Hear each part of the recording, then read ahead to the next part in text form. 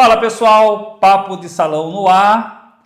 Vamos conversar hoje com o André Xavier Alves, esse queridão que está aqui. Advocacia sustentável. Você sabe o que é?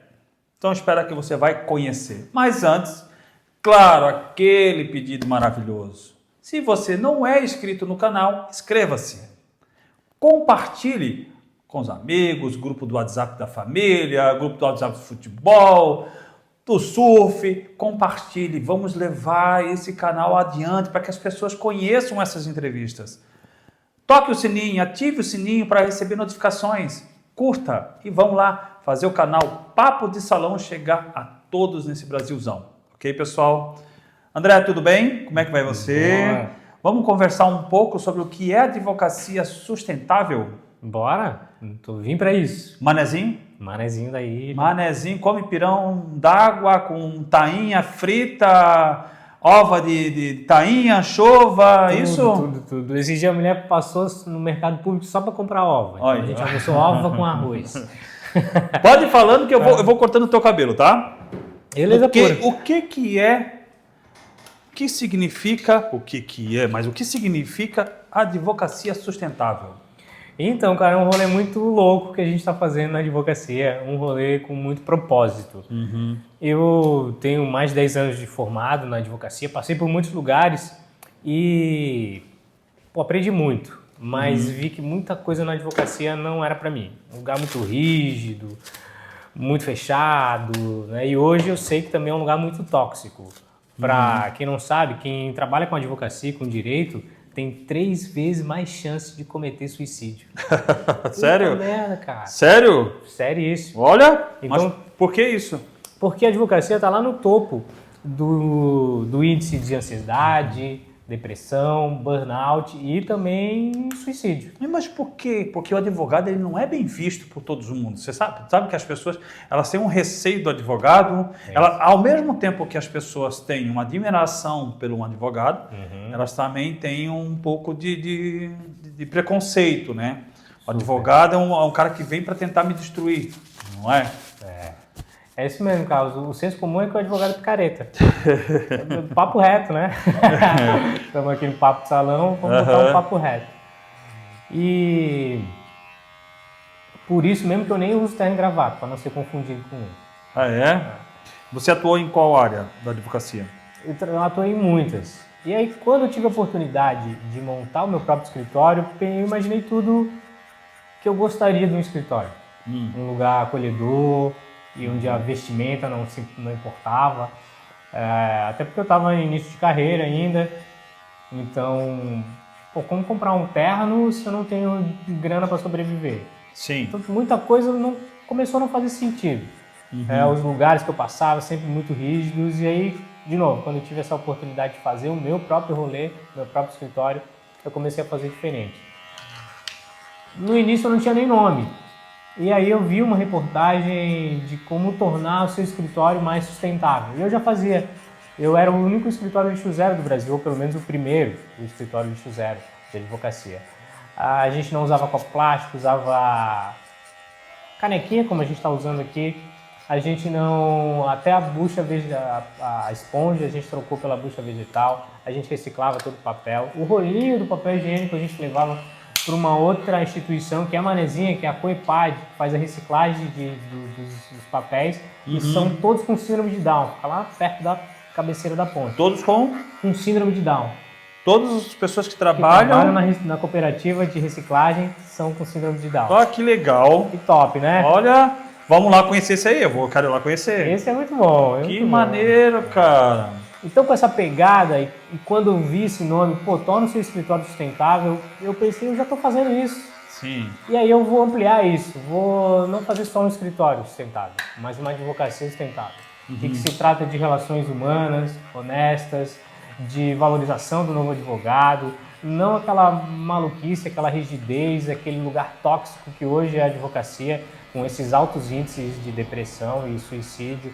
Então a gente cria um modelo de negócio totalmente diferente, acolhedor, e para ensinar o advogado a trabalhar com habilidades que ele não desenvolve na faculdade. Por que o ambiente se tornou assim? Devido a um ciclo do próprio sistema que levou os advogados a se tornarem dessa forma? É uma boa pergunta, Carlos. Ou uma tradição anterior a tudo isso? Eu acho que é isso. Que o advogado tem que ser sisudo, tem que ser cara sem emoção. É isso? E aí é tudo isso que tu falou, porque é um sistema, sistema que virou tradição. O direito é tão maluco que é muito difícil inovar. A gente está falando do direito romano, usa latim até hoje, causa um distanciamento com as pessoas, o que vai gerando essa percepção ruim do senso comum, de que o advogado é picareta.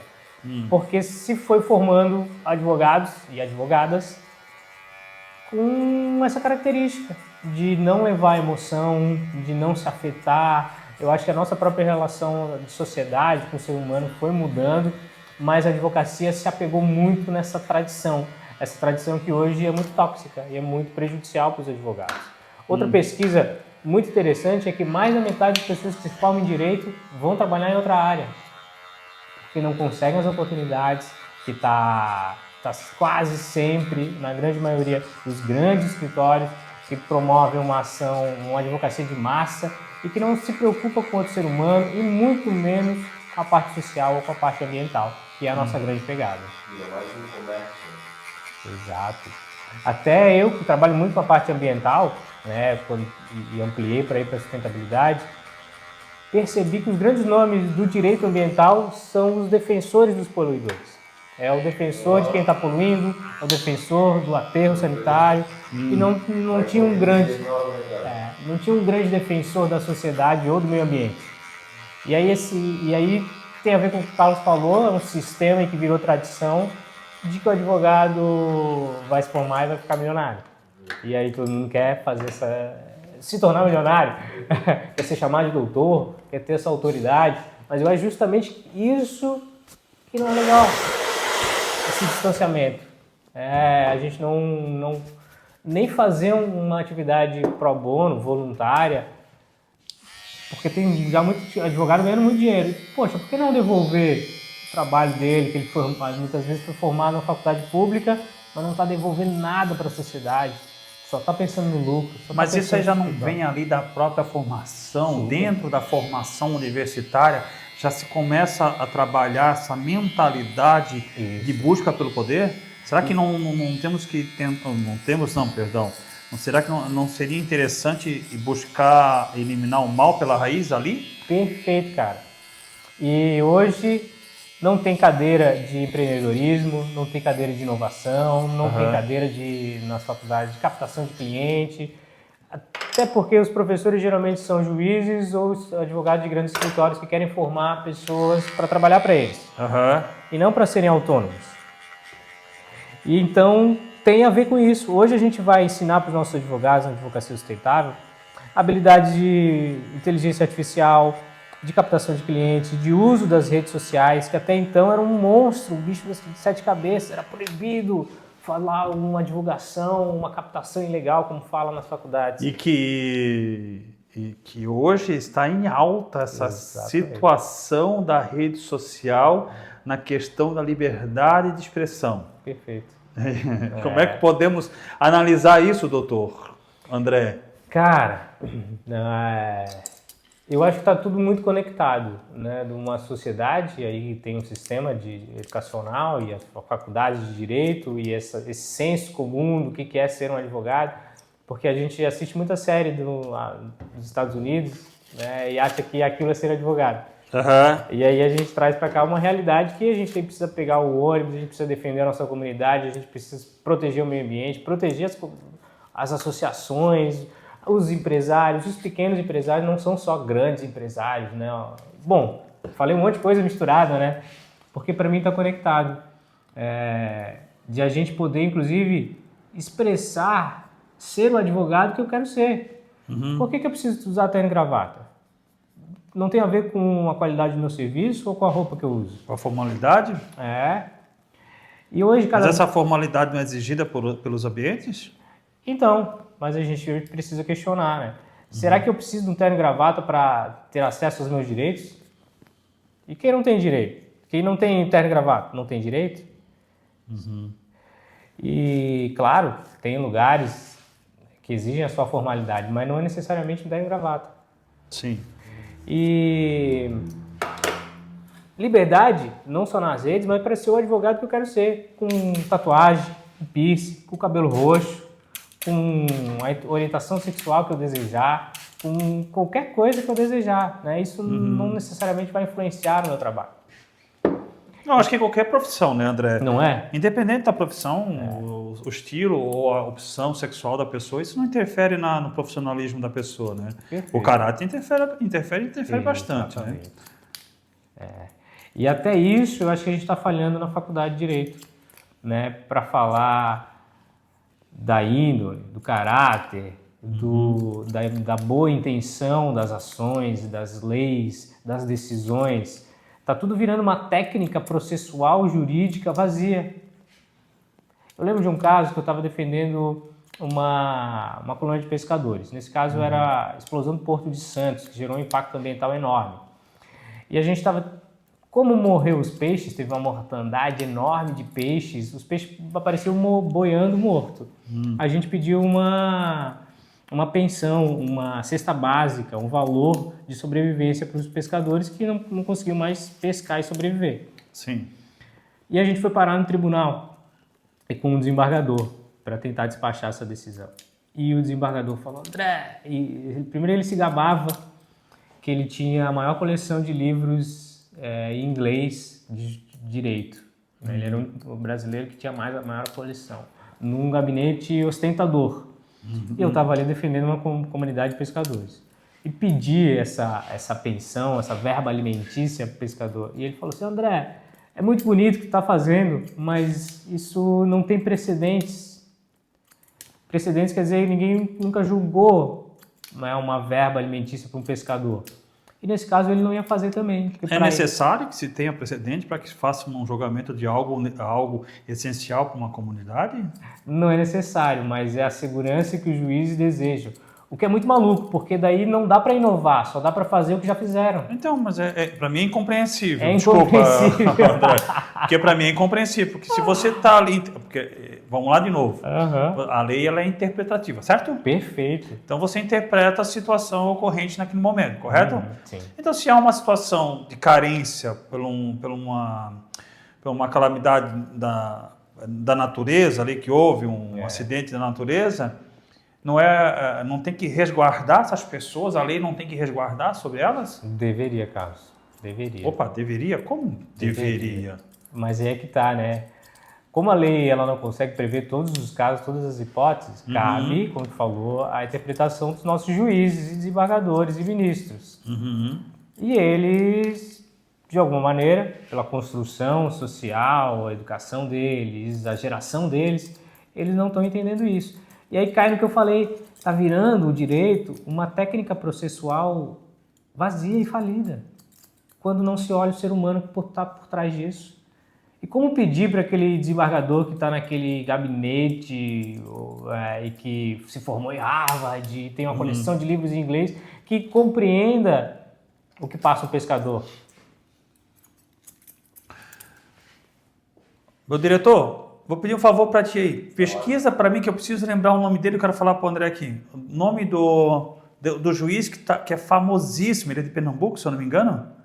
Ele é famosíssimo hoje na internet, que ele tem um jeito mais humano de tratar as pessoas. Maravilha. Procura ele para mim aí, eu acho que ele é bem famoso na rede social. E esse juiz, como você está falando de humanidade, eu lembrei dele, porque ele é um cara que trata as pessoas pobres, pessoas humildes, de um jeito muito especial. E ele virou uma sensação na rede social. Porque você não encontra isso. Cara. Você encontra pessoas que estão ali frias, né? Juiz. Pernambuco? É. O senhor Guizari? Não. Eu acho que eu já vi ele. Ele é jovem, uns 40 anos, assim, bem jovem. Uns 40 anos, 40 e poucos anos. Um jovem de 40 e poucos anos. E tem juiz, assim, eu mesmo uma vez fui para uma reunião com o juiz. É um moreno, cabelo moreno assim? É, escurinho, cabelo escuro, né? Não. Já é a segunda vez que era para ter falado dele. Luiz Rocha. Não é esse também. Coloca juiz viral. É. Uma vez, então, eu tinha uma reunião agendada com os juízes, um caso muito emocionante. E caso de família, de guarda, de crianças. E eu estava preocupado, era uma mudança de guarda de uma tia para uma avó, porque a mãe, usuária de crack, não estava conseguindo ficar com as crianças. Quer um cafezinho, doutor? Doutor? Opa, eu vou com o café porque Floripa tá frio pra caramba. Então, pessoal, não achei, né? Não achou? Juiz de Pernambuco. Eu acho que é Pernambuco. Muito vago. É do lado de lá, lá de Salvador, para aquele lado. E aí, quando eu entrei nessa reunião, que eu estava apreensivo, né? Eu já esperava encontrar um juiz sem noção. Sim. A assessora falou, não, pode entrar, ele está te esperando ali. Aí Vai falando que eu vou pesquisar aqui, vou ver se eu acho. Aí eu abri a porta, o juiz estava chorando. Daí eu falei assim, opa, desculpa, posso voltar em outro momento? Ele disse, não, pode entrar. E ele enxugou as lágrimas e contou que estava vindo de um outro caso, muito parecido com o meu, e de abandono de crianças, né, e com uma mãe também, usuária de drogas.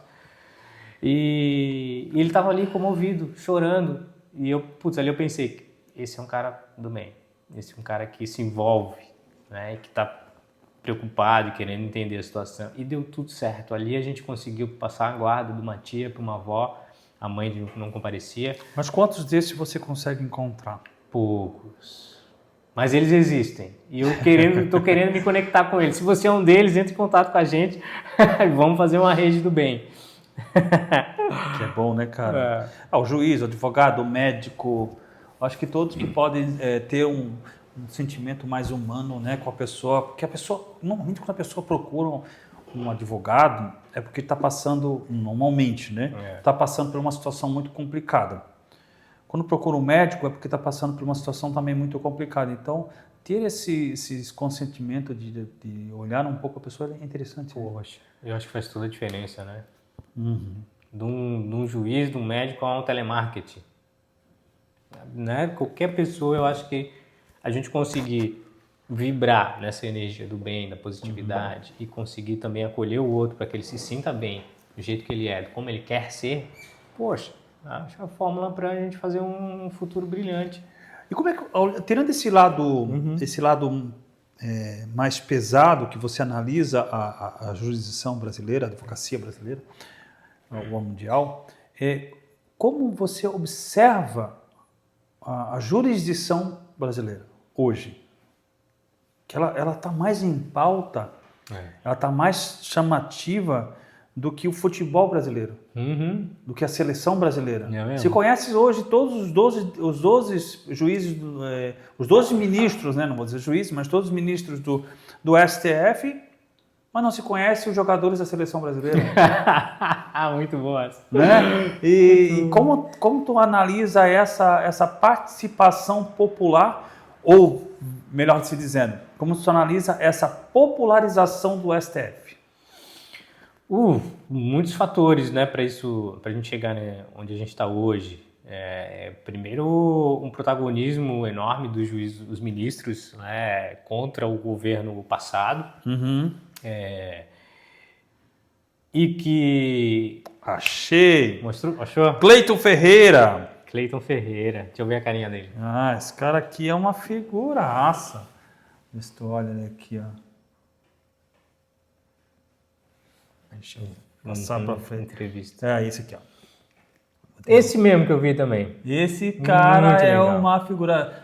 Doutor Juiz Cleiton Ferreira, mandar um recado pro senhor. Fantástico o seu trabalho, hein? Parabéns, hein? Eu acompanho o senhor na rede, só não estava conseguindo lembrar o nome, perdão. Mas o senhor é fantástico. Deixa eu ver quem que é. Cleiton Ferreira, esse aqui, ó. Pode vir aqui, diretor. Qual foi esse que eu mostrei, pô? Foi esse? Mas não deu para ver de longe. De longe eu não vi. Ele é fantástico, ele é bem humano assim, entendeu? Como é que você analisa isso? Essa popularidade, vamos dizer hoje.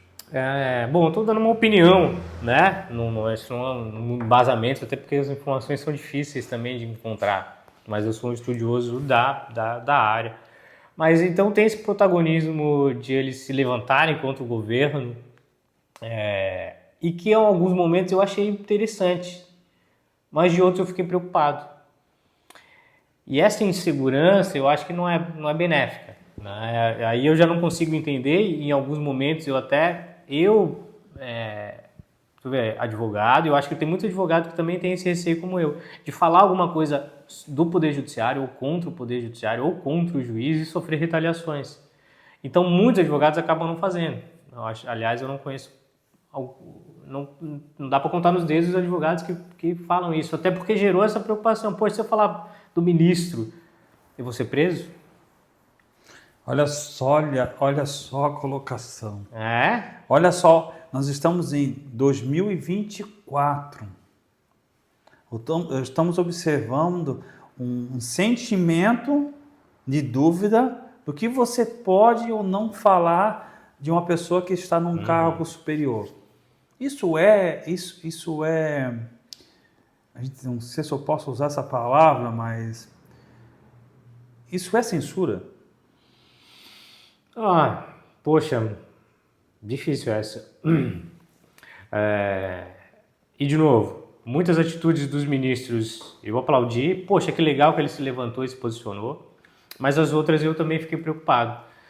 O que é censura? O que não? De fato eu posso falar. Eu não falo por um receio ou uma pressão interna ou social, né? E aí isso é censura ou não? A censura é o explícito, é o proibir na lei, ou é o proibir o cidadão ao ponto de ele está tão acorrentado que ele nem vai mais se mexer, ele não vai se rebelar contra nada.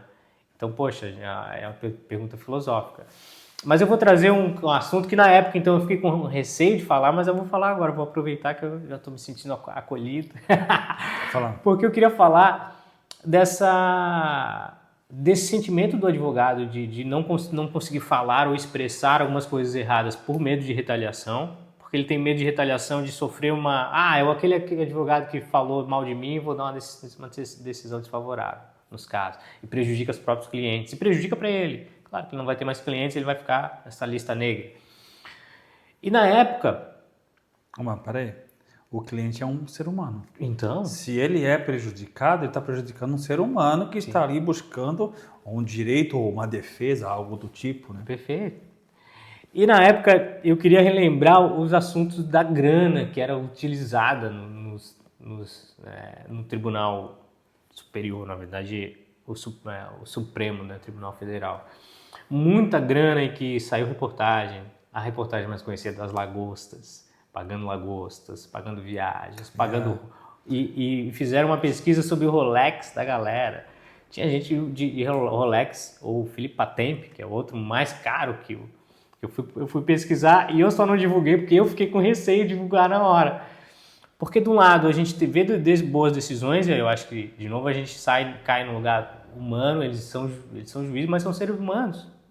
Eles não são perfeitos, e eles vão errar. E a gente entender isso e trazer isso mais. Mas então tem relógio de quase R$1 milhão e o cara está decidindo a vida de um pescador.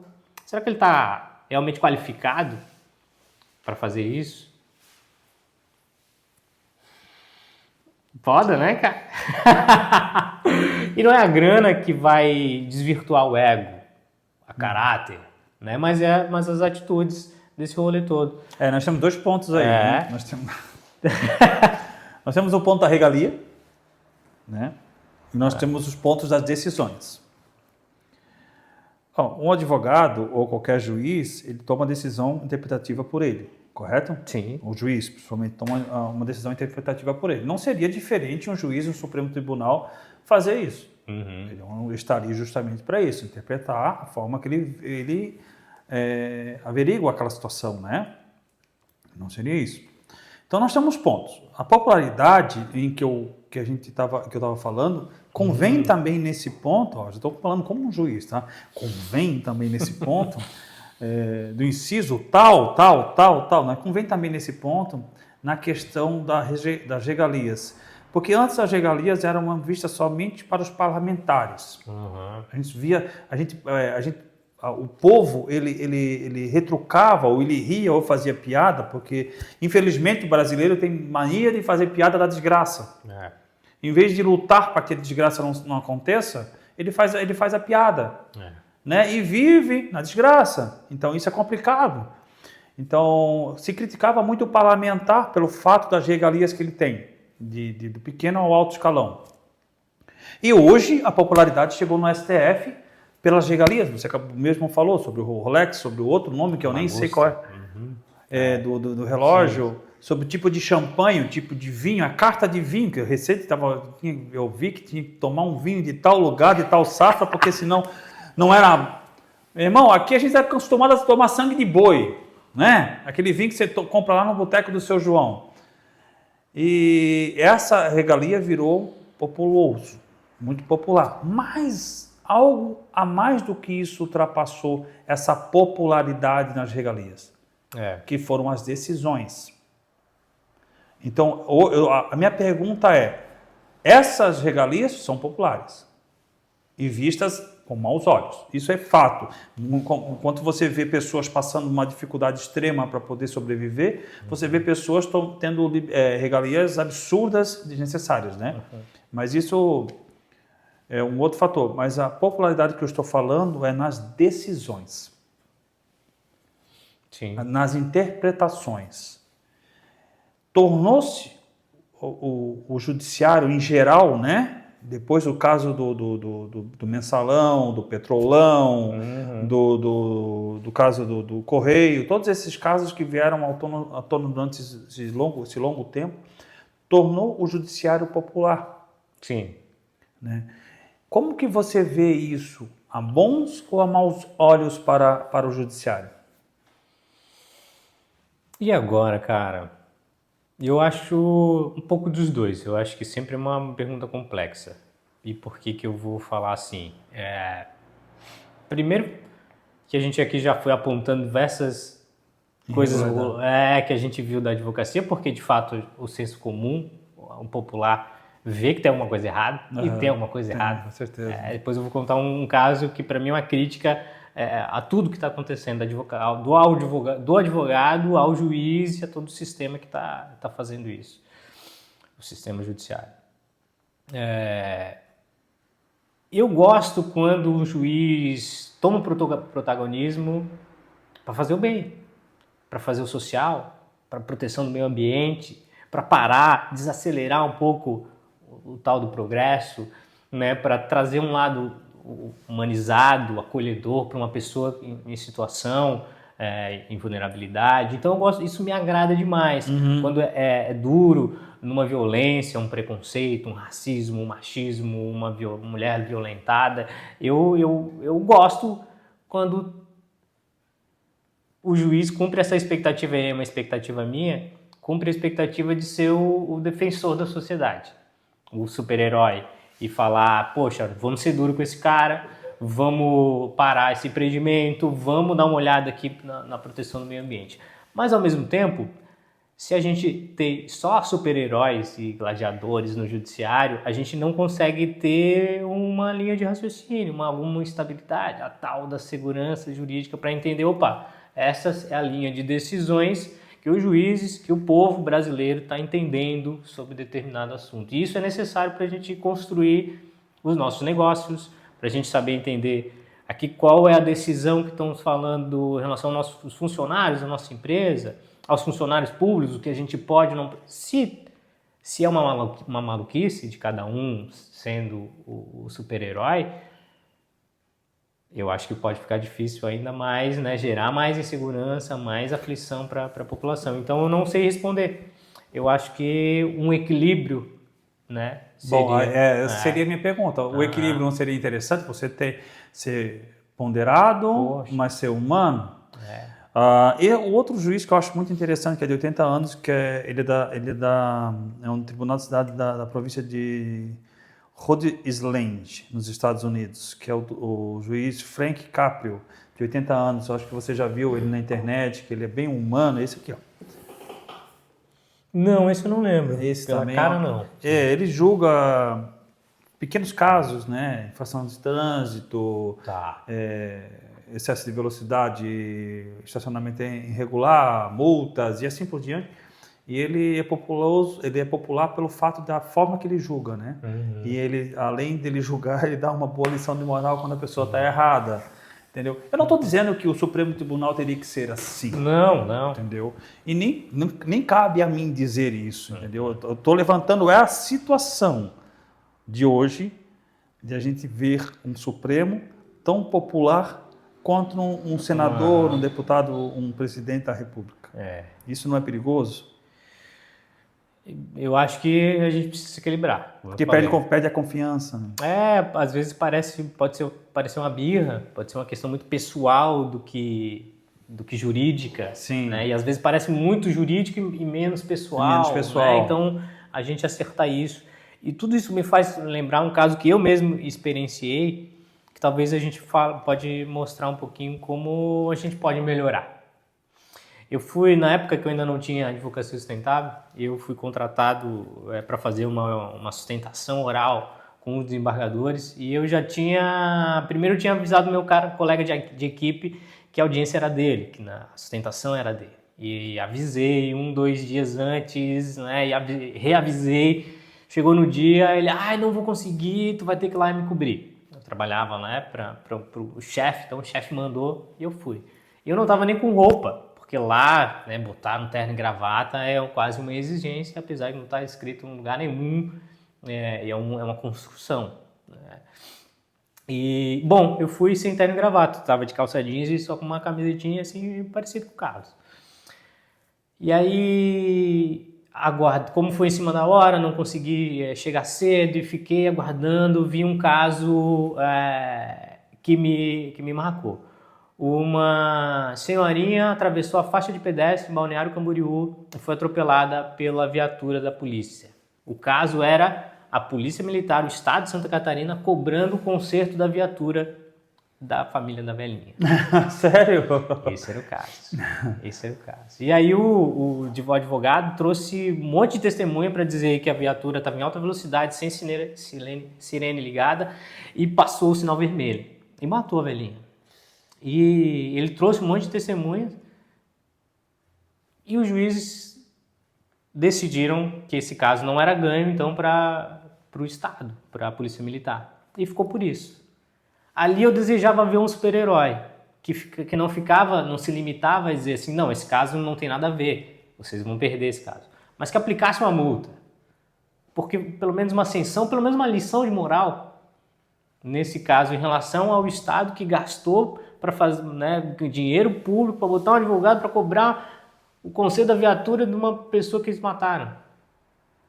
Mas a família dessa senhora não foi em defesa dela? Sim, o advogado estava defendendo ela. E pedindo uma indenização? Não, porque era era o Estado pedindo o valor, estava invertido.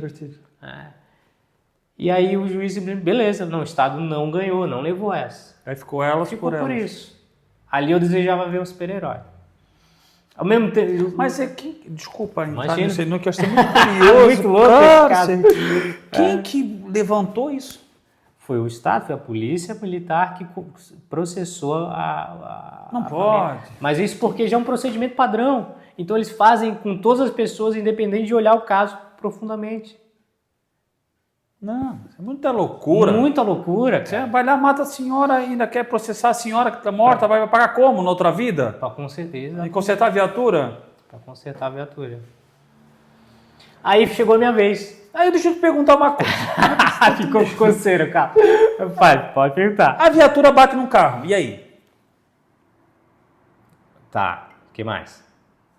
Bateu num carro parado, e aí? O Estado vai cobrar do cara que está com o carro parado ali? Não, mas então tem que verificar quem foi a culpa, né? Se a velhinha não tem culpa, aí vão cobrar da velhinha? Pois então, cobraram. Essa é a grande questão. Cobraram e passou anos num processo para chegar no final os funcionários públicos envolvidos, juízes envolvidos, grana envolvida para chegar nisso. Será que era necessário? Não, é absurdo. Absurdo, né, cara? Não é necessário, é absurdo. Você vê juiz, o advogado se propôs a fazer isso. O advogado da polícia, do estado, ele já é pago para fazer isso, então ele faz qualquer coisa que manda fazer. Não, e não terminou. Aí chegou a minha vez. E o meu caso, que eu tava defendendo, era mais absurdo ainda. O meu caso, que então eu já tava puto, porque eu avisei o meu colega que o caso era dele e ele não foi, eu fui em cima da hora. Quando eu levantei, então agora é a vez do doutor André Xavier Alves. Eu levantei e aí hoje o desembargador já falou: a doutora André é da nova leva de advogados que não usa gravata. E aí eu disse, bom, já pelo menos tá descontraído. E o meu caso era absurdamente ridículo. O nosso cliente, o cliente do escritório, contratou o pay-per-view para ver a final do campeonato catarinense e falhou o sinal e ele não viu o Figueirense ser campeão. Ele estava processando. Renato. O cliente estava processando a NET, a pay-per-view, a Sky, porque não conseguiu ver o final do campeonato. Mas peraí. Você riu, você é havaiano. Peraí. Se fosse o Havaí, seria... Não, mas depois veja, aí tem um conceito. Aí tem um conceito. Não é pelo Figueirense. Não. É pelo direito do consumidor. Correto? Sim. Ele tinha o direito daquilo que ele pagou e não foi entregue para ele. Sim. Ele tá processando a empresa que não entregou o serviço para ele. Acho que até aí tudo bem. Até aí tá tudo bem. O ruim é da velhinha. Exatamente. A gente colocar tudo isso numa mesma peneira. É a gente Porque não dar atenção no caso da velhinha. Eu não digo que está tudo bem. Eu digo que é compreensível. Sim. Né? Você compreende não é nem pelo Figueirense ou pelo Havaí ou qualquer outro time de futebol, mas eu digo pelo fato de o produto não ter sido entregue. Mas aí ele tem que verificar se aconteceu um erro porque a empresa foi incompetente ou porque houve um problema de sinal mesmo, no satélite, que aí a empresa não tem culpa, né? Mas isso também não vem o caso a jogar. A da velhinha foi ridículo, cara. Foi. E um foi um atrás do outro, então é muito discrepante, né? A gente, de um caso tão importante. Mas o cara ganhou? Bom, aí quando eu levantei, ele falou que o doutor André não usa gravatas, e aí um desembargador ainda falou, e deve torcer pro Figueirense. E eu não torço, eu torço pro Havaí. Aí eu falei, eu não torço, mas eu espero que vocês torçam, que aí eu vou ganhar o caso. E aí alguns riram, mas um levantou assim, vocês não, Vossa Excelência. Eu vi um caso desse, que foi bem polêmico na internet, né, da juíza berrando com o advogado, porque ele não chamou ela de Vossa Excelência. Né? E aí eu fiquei horas ali para fazer a minha sustentação, defender o meu cliente, porque de fato ele contratou um serviço e não foi entregue, mas os embargadores também não deixaram eu fazer a sustentação. Não, esse caso não é com a gente não vai julgar, porque é uma outra turma que cuida só desses casos. E aí, olha só, a gente fica ali submetido também, fiquei horas, já tinha solicitado a minha sustentação e já poderia ter recebido essa resposta. Eles esperaram. De que não era o caso ali, não Só para sacanear? Põe agora. Só para sacanear, hein? Eu acho que depois que tu falasse que era havaiano, acho que eles começaram a sacanear, hein? O fato é que tem essa endeusificação do juiz, do desembargador, um lugar onde ele pode tudo, um convencimento livre, absoluto, um decidindo uma causa e o outro decidindo outra. Não tem nem espaço para os advogados sentarem para fazer a sustentação. A gente tem que ficar em pé, esperando vagar uma vaguinha. Mas quando você intitula um ambiente de corte, você já está dando poder. Entendeu? Quando você intitula um ambiente de corte, o cara tem até uma pessoa para colocar a toga nele. Tirar e Exatamente. É essa maluquice que é a advocacia. Acho que é essa maluquice que é o poder, né, cara? Sim. Eu acho que quando você... Acho que o ser humano, né? Abraham Lincoln já falava, você quer ver o caráter do ser humano, dê poder a ele, né? Eu acho que o ser humano, quando recebe poder, ele tem essas maluquices, né? De querer tomar casos absurdos. como esses, É isso mesmo. Cara. né?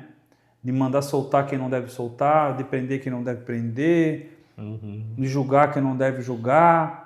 Aí, claro, aí todo mundo vai virar técnico de futebol, vai virar juiz de vara de criminal, mas são coisas que a gente vê, mesmo leigo vê, eu acho isso aí absurdo. Mas dentro da lei brasileira tem essa interpretação, tal. Isso é descabido. Sempre há uma forma... Sempre uma brechinha, né? Sempre um... E os advogados são treinados para encontrar brecha. Não para fazer o bem. Mas ainda estou pensando na velhinha, cara. É muito louco esse caso. Cara, a mulher morreu, uma senhora de idade, foi atropelada por uma viatura. Nada contra a polícia militar, porque eu sou fã da polícia militar. Mas vai cobrar da velha, da senhora de idade? Isso aí é um caso... Eu também não acreditaria surreal. se eu não presenciasse ali o negócio. Surreal, cara. Surreal. Enquanto você pega lá um cara com... Vou pegar um casaco, tá frio mesmo aqui. Enquanto você pega uma pessoa com não sei quantos quilos de droga e a pessoa é solta... Parece absurdo demais, né? De que movimentaram o judiciário... Esses dois extremos da jurisdição, isso aí é que não entra Bom, isso não entra não tem como entrar isso aí. Vamos para a próxima aqui, que é o da velhinha mexeu comigo. O da velhinha mexeu comigo. Não, o da velhinha mexeu comigo. Green Drinks, que é isso? São drinks verdes. Drinks verdes, cara, é um movimento mundial, por isso esse nome em inglês. Eu gosto muito mais dos nomes. O que é um menta? No meu tempo de adolescente, ia pra noite tomar uma menta. Lembra? Conhece menta? Chegasse a conhecer menta? Que aquele é um green drink. Exatamente. Um drink verde. Adorava andar com aquele negócio na mão. Mal tomava. Se tomasse o copo daquilo lá, ficava bêbado, né? Aquele pequeno. Vou pegar mais um café aqui. O que é o green drink? É uma referência de a gente tomar um drink para falar sobre o verde. Sobre maconha, não. Sobre meio ambiente. Maconha tá em moda hoje, né? Claro, e a gente pode falar, afinal, é uma planta e faz parte do meio ambiente. Não tem problema. O que faz mal é o uso excessivo. Vamos dizer assim por dizer. Boa. Cada um, né? Exatamente. Cada um. Mas não é para falar sobre maconha. É sobre o verde, o meio ambiente, a natureza. Então, Green Drinks é um movimento mundial para fazer encontros descontraídos, despojados e a gente falar sobre sustentabilidade. Aqui em Floripa já acontece há bastante tempo e sempre com essa pegada de uma fala de 20, 30 minutos antes de uma banda. Em algum lugar descontraído, um happy hour. A gente fala um pouquinho e depois entra na banda e a gente fica ali conversando, fazendo conexões e fazendo um networking da galera da sustentabilidade. E tem que ser só drink verde. Não. É só a pegada da gente fazer essa menção ao verde. Normalmente o drink não é verde. Normalmente o drink é amarelo, cheio de bolinha, geralmente com é isso? Exatamente. Então teria que ser drink yellow drinks. Yellow drinks é mais interessante. A gente vai fazer logo mais a gente tá pensando lá num lugar no Spot Market, não sei como é exatamente. Tem outro da galera do Caule Ecológico, que chamou a gente para fazer, então a gente tá chegando mais forte. Agora já foi muito mais forte com a pandemia. Eles chamam vocês fazem um network, um evento ali, isso? Sempre trazemos um tema relevante. A gente já trouxe um professor preto da universidade para falar sobre racismo ambiental, como os impactos ambientais impactam mais as pessoas pretas, porque estão na periferia, com os desabamentos, os barrancamentos e tudo mais. Já falamos sobre pegada de carbono, plantio de árvores, crédito de carbono, sobre empresas responsáveis socioambientalmente. Então a gente sempre traz temas e o último a gente queria trazer até uma galera da Defesa Civil para falar um pouquinho do Rio Grande do Sul, mas acabou que não rolou. Mas então a gente está pensando no próximo tema aí do próximo Green Drinks. Papo de salão. Papo de salão. Papo de salão tem técnicos falando sobre o que aconteceu no Rio Grande do Sul. Boa. Cíntia Fagundes falou no Papo de Salão. Se você quer saber, ela é técnica, engenheira ambiental, falou sobre a questão técnica de lá. E também eu tive a entrevista com Flammarion, falando sobre os resgates no Rio Grande do Sul lá, como foi a título lá, que foi fantástico, né? Ele chegou a se emocionar na cadeira, realmente foi muito, muito, Muito tocante aquela entrevista com ele.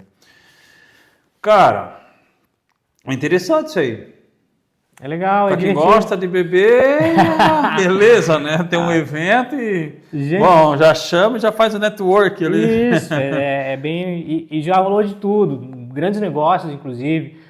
Patrocínio de bolsas de estudo para esse professor da universidade, que inclusive identificou a elevação de mais de 2 graus em alguns ecossistemas da ilha. Que os 2 graus, né, que são fatais para o mundo.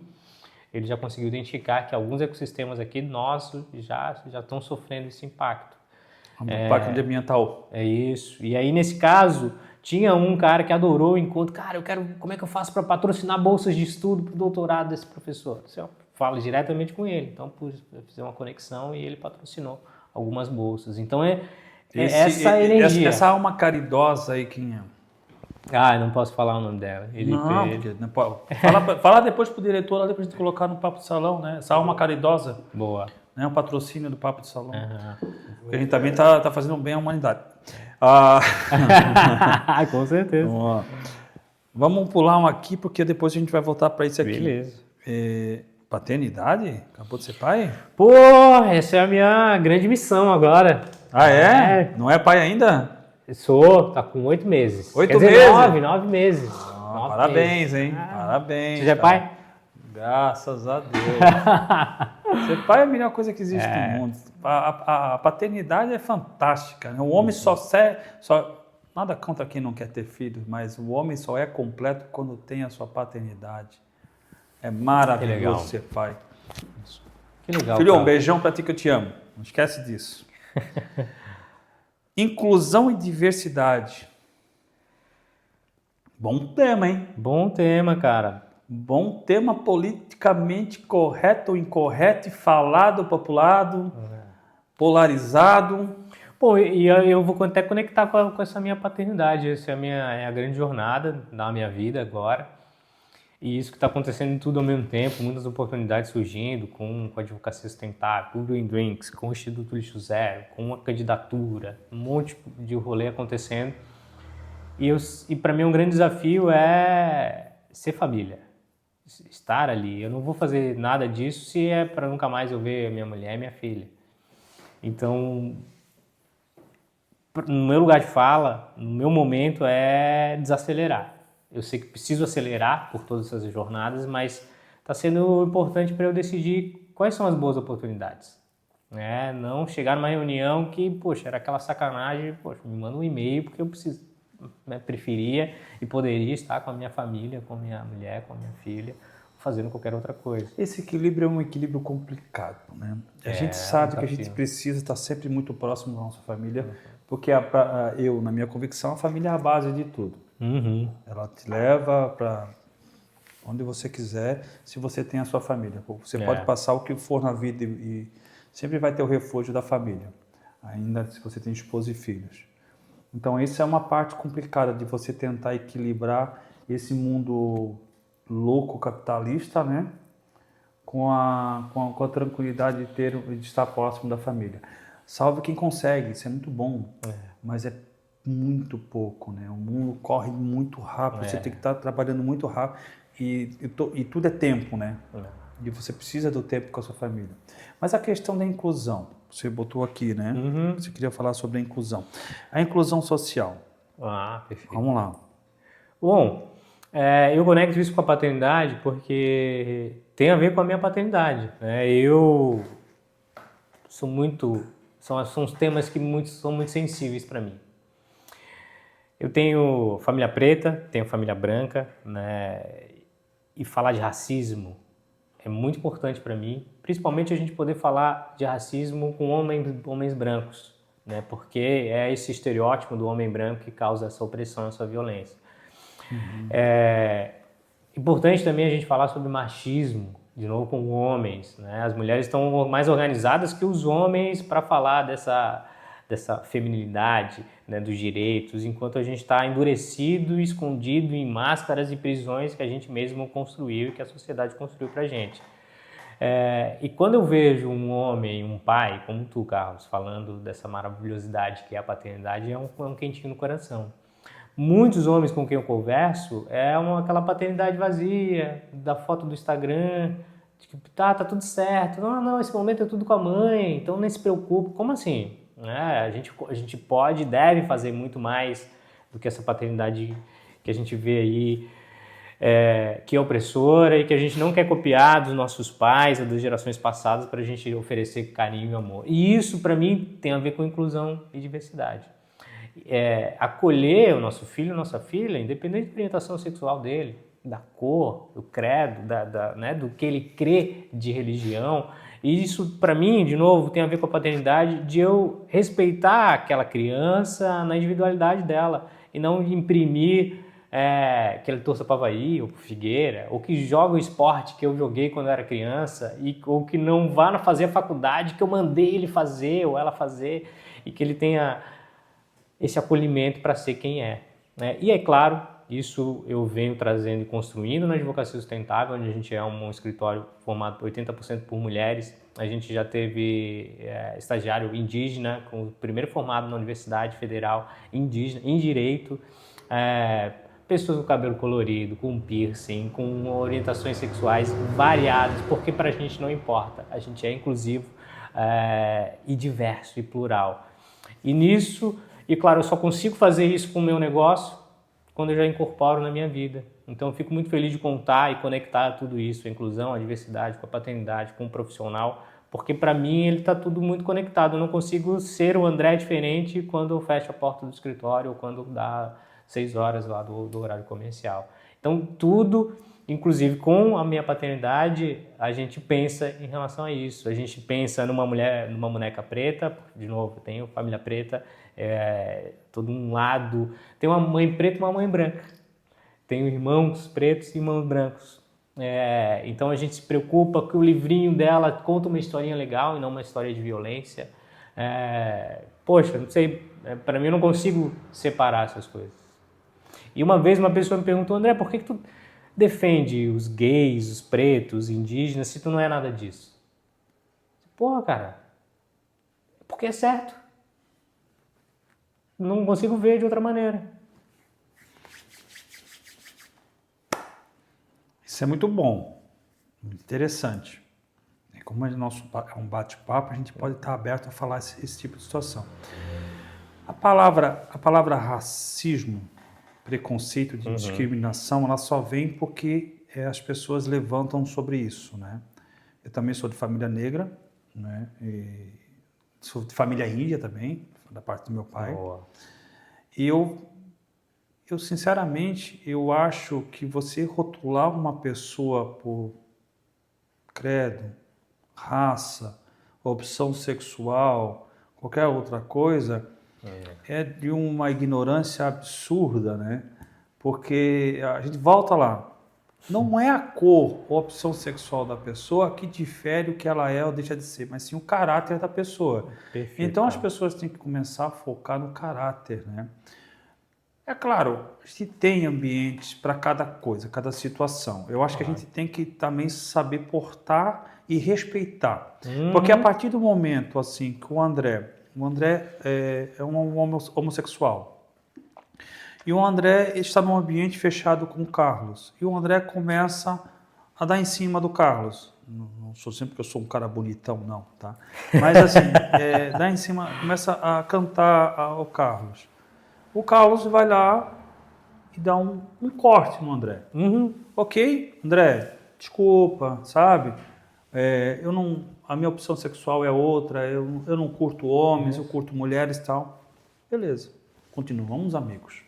Isso acontece comigo há mais de 18 anos na minha profissão de cabeleireiro. Continuamos amigos, tenho muitos amigos homossexuais durante muitos anos e adoro todos eles. Beijo para vocês. Mas o que eu vejo assim, agora a partir do momento que o André insistir, o André está me desrespeitando. Sim. Então por que o André está merecendo respeito? Então é uma faca de dois lados. Você tem que ter os dois lados. Negro. Bom. Negro é uma coisa assim, ó. Existe racismo não só com negro. Existe com índio, com italiano, com brasileiro, com alemão, com português, com todos, né? Quando você discrimina uma pessoa pela sua raça, sua cor, você está sendo racista, né? Não é só o negro. Só que o negro está no levante, né? Todo mundo fala sobre o racismo sobre o negro. Né? É um absurdo. Eu nunca aceitei a escravidão. Eu acho que você escravizar qualquer pessoa, seja negro, índio ou judeus que eram escravizados naquela época, os egípcios que escravizavam os judeus e assim por diante, italianos que por muito tempo escravizados também. Roma escravizou muita gente, muitas nações, nossa, muitas nações. Você escravizar um ser humano, independente da sua cor, é algo abominável. Sim. Né? Abominável. Isso é abominável. Então, tem que ter o respeito. Ponto. A partir do momento que você tem o respeito pela outra pessoa e você respeita a forma que ela vive, ok, amigo. Acaba toda essa polarização. Sim. Só precisa ter o respeito. Que aí a gente vai falar, como tu falou, pessoas. São pessoas, claro que são Pessoas. Não é porque aquela moça, que agora é um moço, que gosta daquela moça, que ela vai deixar de ser um ser humano e eu vou deixar de respeitar aquela pessoa. Exato. Ou aquele rapaz, que agora deixou de ser um rapaz, é uma menina, que agora gosta de outro homem, vai deixar de respeitar ele ou ela, porque ela gosta a opção sexual dela é diferente. Isso é... Agora, André, existe uma política em cima disso. Um aproveitamento político em cima disso. Ah, sim. Do discurso, tem. Exatamente, tem, e de ambos os lados, sim. entendesse? Isso também é errado, né? Isso é errado. Agora você que vai entrar para a política, né? Depois você vai falar um pouco sobre isso. Isso também é errado, né? Acho que a gente tem que levantar a bandeira da defesa, né? Mas a bandeira da polarização, independente dos lados, tira. Já ficou muito chato isso aí, né? Sim. A gente tivemos a recente aí 2 governos que foram exatamente isso, essa polarização, só existia os 2 lados, ou tu era um, ou tu era outro, se tu não é esse, tu não pode ser esse, e assim por diante. Tu não pode ter 2 opiniões, ou tu não pode escolher um meio termo. Isso é muito chato. Né? E gera muito sofrimento. Exatamente. Nas famílias, com os amigos, em todos os lugares, né? Que é a vida íntima, né? De onde a gente está partindo para o mundo, está em pedaços por causa dessa polarização. Exatamente. Acho que agora deu uma segurada, né? E eu vou conectar então com o meu momento político, que agora eu estou como pré-candidato, e foi um grande desafio escolher um partido, justamente por a polarização. Eu já me considerava um cara que conversava com esquerda e direita, meio eu não me ligava para o partido, para as siglas, e sim, de novo, me importa as pessoas, me importa as causas. E eu fui parar no PDT que me ofereceu uma liberdade para eu ser quem eu sou e para poder conversar com direita e com esquerda em qualquer lugar. Tenho trabalhos com a direita, trabalhos com a esquerda. Sim. E conversei com alguns políticos, né, referência, né, para encontrar esse meu lugar, que para mim ficou muito confortável de poder exercer, ficar confortável na pele que eu habito e continuar fazendo o meu trabalho. Justamente, de novo, sair dessa polarização e encontrar um caminho do meio, né, o equilíbrio que a gente até falou no início. Deixa eu te perguntar uma coisa, você acredita em Deus? Acredito. Você acredita na família? Acredito. Então você é conservador? Não. Tá entendendo? Você entendeu? Esse é o problema. Entendeu? Sim. Ou você é bolsonarista ou você é lulista. Você não pode ser meio termo. Eu acho que existe... Até esses dias eu estava conversando aqui com uma pessoa e engraçado... Eu achei muito engraçado isso, porque essa pessoa ela era extremamente direita. E a outra pessoa extremamente esquerda. Só não houve um conflito ali, né? Seguraço. Mas, rapaz, eu fui bem... Aí me perguntaram o que eu achava. Eu acho assim, eu acho isso um absurdo, vocês dois estarem discutindo coisas desse tamanho. Vocês têm que entender o seguinte, a esquerda brasileira ela não pode ser representada por um candidato ou um partido. Ela tem que ser representada por uma ideia. E dentro da ideia da esquerda, existe muita coisa legal, porque o lado social da esquerda é importantíssimo. Você tem que ter esse lado social. Você precisa ter essa parte com a população. E o lado capitalista ou como for mais democrático, Progresso, desenvolvimento. desenvolvimento da direita, também é muito importante. Você precisa aliar os dois. Né? Esse não pode superar esse, nem esse superar esse, porque senão fica um desequilíbrio muito grande. Então, mas esse só quer esse, e esse só quer esse. E dá um choque. E ninguém consegue enxergar o outro. Não. E ceder pra gente chegar num caminho do meio. E que é o meu caminho. Exatamente. E aí hoje não existe meio termo. Aí quando você vai falar alguma coisa, não, ou você é ou você não é. É como se fosse Avaí ou Figueira. Então eu não sou, pronto. Exatamente. Aí você me pergunta se eu sou Avaí ou Figueira, eu digo que você não gosta de futebol. Eu luto jiu-jitsu, gosto de Muay Thai, pronto. Não gosto de futebol, justamente porque essas brigas tem que parar isso na política. Se você agora um candidato é um candidato novo, né, eu acho que o que necessitam na política são candidatos com mentes abertas, que possam dialogar de ambos os lados, independente da bandeira política, do partido político, mas de ambos os lados. Entender que é em prol da população. Exato. Não é, eu entendo que não é nem necessariamente ao teu eleitorado, como fala, estou defendendo o meu bairro. Tá, mas o teu bairro em detrimento da cidade? Então, o cara que está ocupando esse lugar tem que se atentar em relação a isso. Se atentar a promover uma cidade melhor, uma cidade mais gostosa, mais benquista. Mas não é teu eleitorado. Exatamente. Você vai governar para todo mundo. Exatamente. Não é o PT ganhou, vai governar só para quem é petista, ou o bolsonarista ganhou, vai governar só para quem é bolsonarista, vai governar para o Brasil inteiro. Exatamente. E você tem que ouvir as ideias de todo mundo e tentar colocar isso esse plano em progresso para que seja resolvido. Claro. E quais são as suas ideias? Bom, a minha pauta é o meio ambiente, a sustentabilidade, o verde, né, que a gente falou do Green Drinks.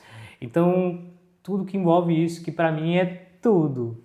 Quando a gente fala do Lixo Zero, né, a instituição Lixo Zero Brasil, no qual hoje eu estou como coordenador, a gente fala além do lixo. A gente fala das pessoas que trabalham com lixo, a dignidade do trabalho, a conscientização em casa, como se tornar uma pessoa e uma família melhor. Então, é muito mais além do lixo. E quando eu falo do meio ambiente é a mesma coisa, porque nós estamos inseridos no meio ambiente e a gente vive num lugar que é conhecido mundialmente pela nossa natureza. E eu deixo essa questão, será que a gente realmente está preocupado com isso? A gente não está querendo um desenvolvimento muito acelerado e sem olhar para o meio ambiente, mas também não é uma proteção, não faça mais nada com o meio ambiente e a gente não pode evoluir, não pode progredir. É a gente encontrar um caminho do meio. Eu vejo, por trabalhar isso há muito tempo, são mais de 10 anos dedicados já a trabalhar com projetos socioambientais, culturais, esportivos na ilha e no Brasil todo, que tem crescido, mas ainda a gente pode melhorar. A gente está jogando muito lixo, a gente está poluindo muito, a gente está degradando muito o meio ambiente e a gente acabou de ver o que aconteceu lá no Rio Grande do Sul. Um descaso de investimento com as prevenções, que isso é para salvar vidas. E é para também pensar e planejar um futuro melhor. A minha bandeira, então, é o meio ambiente, a sustentabilidade, as pessoas, uma vida melhor, uma Floripa mais limpinha, com praias para a gente tomar banho em todos os lugares, e não de 42 praias a gente ter só uma meia dúzia que são próprias para banho. Esse controle, ele vem de uma organização, de uma administração pública, né? Principalmente esse controle das praias, que baseia-se no saneamento. Né? O saneamento básico, ou saneamento em Florianópolis, é uma pauta que já está em discussão há muito tempo. E esbarra em muitas situações, seja no lado ambiental, né? Quanto no lado social, que eu digo das associações de bairros, né? E quanto no lado administrativo, do poder administrativo da cidade. Sim. Como um vereador ele pode brigar por isso dentro da Câmara? Bom, uma das tarefas do vereador é propor leis, né? Mas não é a única. É também fiscalizar, articular, ouvir a sociedade e, de novo, propor ideias e melhorias com leis e projetos. Mas eu penso que isso também vai envolver a estratégia política, de sair dessa polarização e conseguir aliados para a gente conseguir aprovar alguma coisa que seja bom para a cidade. Então eu não me vejo nesse lado da polarização que eu tenho que gritar ao ponto de não conseguir conversar com o outro. Eu vejo que todos ali estamos trabalhando para a cidade. E conto com essas habilidades que eu venho desenvolvendo de fazer essa articulação e conseguir mostrar para a direita ou para a esquerda que a gente tem um caminho no meio. Ok, entendi. Mas veja bem, nós temos hoje, dentro da cidade, eu fiz essa entrevista com o representante da associação aqui do Campeche, da MOGE, que é o João Carlos. Eu fiz essa pergunta também para o prefeito Topazio, quando eu fiz a entrevista com ele, né? E, inclusive, vamos chamá-lo de novo agora para falar sobre a questão da prefeitura agora, da candidatura. E vou retornar essa pergunta para ele. Nós já temos um plano de saneamento, que é o emissário. Tá. Certo? E ele não consegue sair do papel por questões burocráticas e impedimentos sociais, de questões de associações. Como você vê o emissário? Ele é bom ou ele é ruim para a cidade? Porque nós temos um outro impasse. Nós temos uma não confiabilidade com quem trabalha com saneamento na cidade, que é hoje a Casan, né? Como você vê esse impasse? De novo, perguntas complexas. Ele não é necessariamente o vilão ou o salvador da pátria. Depende muito das características e dos locais. Tem lugar que não tem outra solução, então ele pode ser uma boa solução. Em geral, eu não vejo ele como uma boa solução, porque tem outras soluções mais sustentáveis. E que poderiam suprir toda essa demanda muito crescente de população e de crescimento populacional e de crescimento em geral de negócios da ilha. Agora, se a gente não vai a mais a fundo do que próprio emissário, é entender que o planejamento e o plano já não está comportando o que tem hoje, muito menos daqui a 20, 30 anos, que é para quando essas obras também prometem ficar prontas. Eu penso assim já, então, como um ativista ambiental, um trabalhador nessa parte da sustentabilidade, é que a gente está pensando em soluções atrasadas e que a gente não está tendo a discussão ampla e complexa, e que é difícil a gente pensar, né? Até para eu te dar uma posição sobre um emissário, eu precisaria entender de qual emissário que a gente está falando. De qual localidade, de qual é a verba, o orçamento, se a gente consegue uma parceria público-privada, qual o impacto ambiental e social, a gente vai fazer um emissário do lado de um aquífero que abastece uma região, um risco de poluição enorme, a gente vai desocupar pessoas, a gente vai virar aquilo ali uma outra preocupação, vai virar um terreno para daqui a pouco de especulação imobiliária para ser construído, um resort, que é a preocupação também estou tentando jogar diversas hipóteses. De novo, eu vou no caminho no meio. É necessário a gente conversar mais.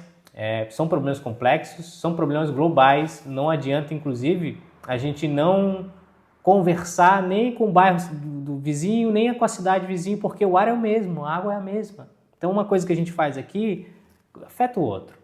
Então, o que eu proponho é o caminho do meio, para a gente encontrar soluções. O emissário pode ser uma solução, mas eu não vejo que ele é a única e vejo que ele está saindo atrasado. A gente está correndo contra o tempo à medida que a ilha vai enchendo de problema, enchendo de outras coisas. Bom, agora eu vou falar como o Carlos, cidadão, com o pré-candidato André.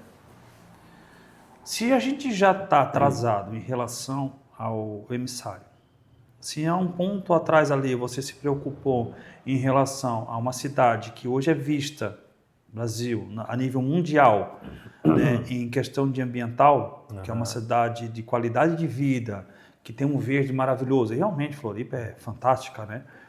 Dentre todas as cidades brasileiras, se a gente já tem esse problema e já está muito atrasado, e nós estamos tendo problemas com praias, com balneabilidade e grandes, quanto mais tempo levarmos com essa discussão de qual seria a melhor forma, sem ter a solução, isso automaticamente vai ser prejudicial ainda mais para Perfeito. o vulnerabilidade da ilha. Sim. Que a curto prazo vai acabar com a imagem de ser uma cidade de natureza esplêndida, de ambiente favorável. Sim. Eu não acho que uma discussão longa longa, né, que dure muito tempo, realmente vai ser benéfico para ninguém. A não ser que a gente, depois de um grande período de discussão, a gente tenha todas as soluções do nosso Mas problema. já não era para ter, André? Era para ter, mas não tem. E o que eu quero, o que eu proponho e que eu penso, as discussões precisam ser mais ampliadas, com a participação de todo mundo e não com uma meia dúzia, mas não só para ficar discutindo. Tem soluções muito mais baratas e tem a responsabilização ou chamar a responsabilidade para todo mundo, que afinal essa cidade é de todo mundo, é do Carlos, é do André, é do Papo de Salão, é do Copeste, é da praia, é da associação. Então que todo mundo consiga, e aí eu não tenho uma solução pronta, mas consiga entender e se colocar responsável por parte disso. Então, ao invés do emissário, será que a gente consegue fazer alguma coisa com a casa das pessoas? Poxa, é muito difícil fazer com a casa, com uma residência. Vamos pensar nos novos prédios que estão saindo, eles estão com a questão sanitária, ambiental em dia. Aí a gente já entra para a fiscalização, como é que tá isso? O plano de governo está pensando nessa proteção ambiental e estimulando um turismo sustentável.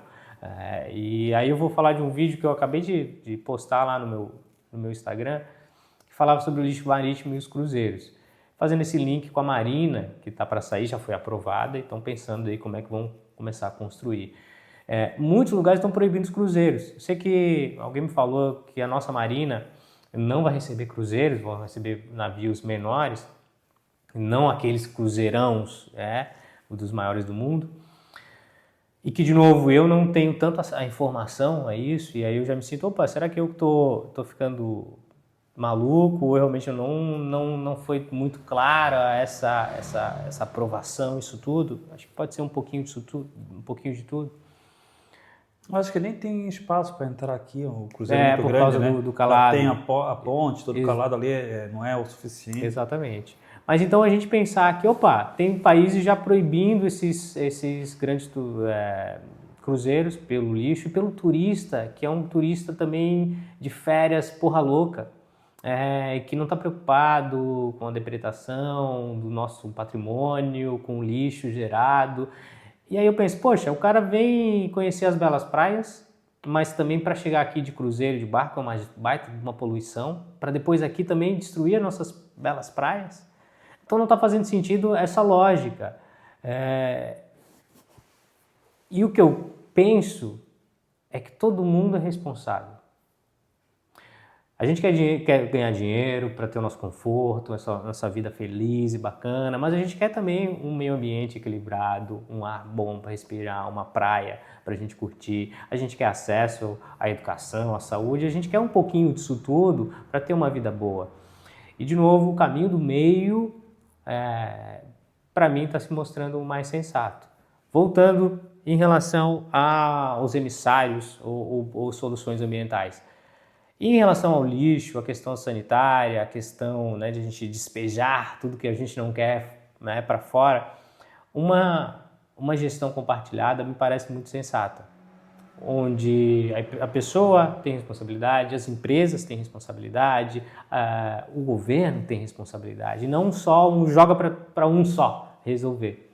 E isso a gente se depara todo dia com os trabalhos que a gente desenvolve com o Instituto Lixo Zero Brasil, e que a gente já não está falando só de fazer pequenas ações, a gente está fazendo bairro Lixo Zero, cidades Lixo Zero e quem sabe daqui a pouco um país Lixo Zero. A gente tem muitos casos que a gente tem atuado. Floripa anunciou que quer ser Lixo Zero, mas não está tomando ainda todas as medidas que eu acho que poderia. Mais um exemplo que tem a ver com esse planejamento e essa execução e não se alongar necessariamente em discussões eternas que não acabam. Mas a questão aqui, desculpa estar te cortando, André, Mas dentro desse contexto todo, baseia-se, no meu entender, na livre educação. Poxa. Porque, assim, ó, vamos lá, vamos falar de saneamento. Você falou que se não dá para fechar com a população, tem que fechar com os novos prédios. Tem que fechar com novos prédios. É necessário que a nova construção seja rigorosamente fiscalizada. Mas espera aí, e lá atrás? E as outras pessoas? Exato. No meu entender, eu acho que o ser humano só entende através disso aqui, ó. Boas. Bate lá, pesado. Eu falei isso com o prefeito, até na questão, ele foi bem enfático nisso.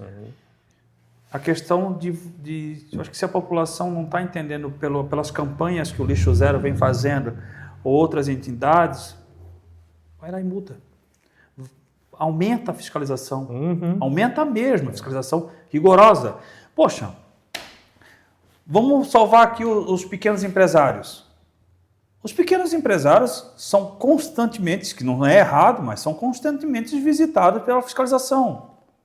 E que são a grande maioria. Sim, os pequenos é constantemente visitado, praticamente todos os dias. Tem fiscal batendo na porta para verificar se o alvará está correto, se a liberação do bombeiro está correta, se o ambiente está correto, se é um ambiente de estética, se tem os seus devidos aparelhos regulares. Por que não também essa fiscalização na sanitária é feita? Se uma casa está produzindo de esgoto, ela está jogando em algum lugar. Por que não tem saneamento? É proibido fazer com fossa séptica? Tá, se é proibido, tem que regular. Por que não regula? Porque é muita gente. Então, para onde está se levando esse problema? Está se arrastando cada vez mais? Não vai dar para fazer emissário porque é isso e aquilo. Mas aí fica as pessoas jogando em boca de lobo, por exemplo, que vai para a rede fluvial, que vai para o mar, que polui lá o rio. Então a educação é primordial. E o lixo zero tinha que estar na escola. A gente tem escola de lixo zero. Então, vocês têm escola de lixo zero. Mas na rede pública, o lixo zero não está. Teria que ser uma obrigação, no meu entender, na escola. Como outras matérias, outras situações de investimentos, de políticas, tem que estar na escola. As pessoas têm que ter consciência do que tem que fazer. Ouvem o Carlos. Ouçam o Carlos. Isso é maravilhoso, não sou candidato, não. Floripa instituiu o programa de escola lixo zero, mas não deu suporte, não deu R$1. A gente está fazendo um trabalho voluntário em algumas escolas. A gente já fez a primeira escola lixo zero do Brasil, baita referência que é em São José. Mas em Floripa a gente tem alguns trabalhos também. E tu vê como é complexo. Tu mesmo já pensou nisso, naquilo, tudo mais. Então não é só o emissário ser o vilão ou ser um bonzinho, né? A gente começar a educar o pessoal, e aí as escolas fazem esse papel fundamental, porque é o teu filho vai puxar o teu pé se tu estiver jogando o lixo certo ou correto, jogando o lixo em qualquer lugar ou reciclando, né? Então ele vai dar aquela puxada e isso vai levar também esse espírito para daqui a pouco o teu negócio. Peraí, lá em casa eu estou fazendo direitinho, por que eu não vou fazer aqui na minha empresa? Eu estou fazendo na minha empresa, por que o governo não está fazendo a parte dele? Porque tem que, eu no meu entender, tem que haver, nesse primeiro momento, uma cobrança financeira. Porque você tem o recolhimento dos rejeitos, você tem o recolhimento do lixo reciclável, e as pessoas vão colocando lá na rua de qualquer jeito. Exatamente. Não é? Então aí vai lá, vizinho, anota, meu vizinho está jogando assim, denuncia. Aí ele vai lá e recebe uma multa. Eu tenho certeza que ele não vai deixar o sofá velho lá na esquina esperando para a semana que vem o caminhão da reciclagem buscar. Ele vai esperar o momento lá para buscar. Da mesma forma, se ele não está separando o lixo como tem que separar, multa. E quanto mais a gente separa, menos a gente gasta. Claro. Porque o gasto público é por tonelada, pelo peso do lixo que ele recolhe. E a nossa política... Aí você que está lá pagando uma taxa de lixo cara, começa a pensar nisso. Exatamente. E as nossas políticas ambientais nas escolas é ridícula. É desenhar uma árvore no dia do meio ambiente. Não é? Já passasse por isso? Já visse em algum lugar. E quando a gente propõe uma pedagogia lixo zero, a gente vai falar sobre a questão ambiental em todas as matérias. A matemática, a gente vai entender como é que faz uma tonelada do lixo que está indo, que vira aquilo, que vira isso. Opa, a gente está falando do lixo, a gente está falando dessa questão Colocar isso na grade curricular é uma boa briga agora para o candidato, é uma boa briga, né? Quem sabe também ter essa parceria com um deputado estadual e um deputado federal, porque daí você começa a brigar para as escalas maiores e chegar no Ministério da Educação e pensar, não, conscientização, vamos colocar na escola, na grade curricular das escolas, grade escolar, a matéria sobre a sustentabilidade, né? Seria interessante. Maravilhoso, e a gente já percebeu nessa primeira escola de zero do Brasil o aumento do desempenho escolar, maior aprovação no vestibular, maior senso de pertencimento, menos bullying, mais acolhimento entre as pessoas e os alunos. Só coisa boa por causa do lixo zero. E de novo, quando a gente fala de lixo, não é só de lixo. A gente fala das pessoas, fala das causas, fala da educação, fala de família. Tudo começa pela educação. Quem quiser procurar o seu doutor André Xavier... Sem doutor. Sem doutor, sem gravata, sem doutor. É isso. Quem quiser procurar o André Xavier, encontra ele aonde? André.sustentável no Instagram. E tem outras redes, mas essa é a principal, então segue a gente lá, acompanha o nosso trabalho e vamos fazer um futuro, porque o único futuro é sustentável.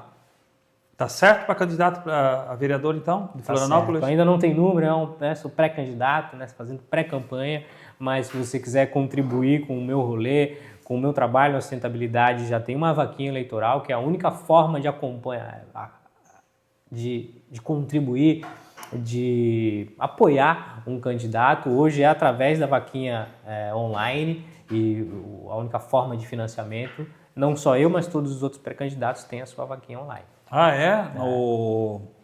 Como é que é lá? O fundão não ajuda vocês? Como eu sou novo, é pouco provável que eu receba algum valor. Tem isso também? Não é para todo mundo? Não. Tomara que sim. Mas eu não estou contando com isso, estou contando com o apoio dos amigos, dos parceiros e da galera da sustentabilidade. É isso aí, pessoal. Tivemos aqui uma conversa fantástica, muito gostosa, com o André Xavier, falando sobre sustentabilidade, sobre inclusão social, sobre a sua pré-candidatura, sobre ser pai, entendeu? Então, se você não é inscrito no nosso canal, inscreva-se lá. Acabou de passar uma moto aqui barulhenta, mas então, inscreve-se lá. Compartilha com seus amigos, grupo de WhatsApp, famílias, vizinho, todos. Vamos ter mais conscientização sobre o lixo, sobre o nosso ambiente, nosso meio ambiente. Tá? Curta, vai lá, toque o sininho para receber as notificações. E muito obrigado mais uma vez pela colaboração e audiência de vocês. Papo de Salão fica aqui. Papo de Salão _ Floripa, não se esqueça, lá no nosso Instagram. Papo de Salão no YouTube. Nos acompanhe lá. Um beijo bem grande e até a próxima, pessoal. Fique com Deus.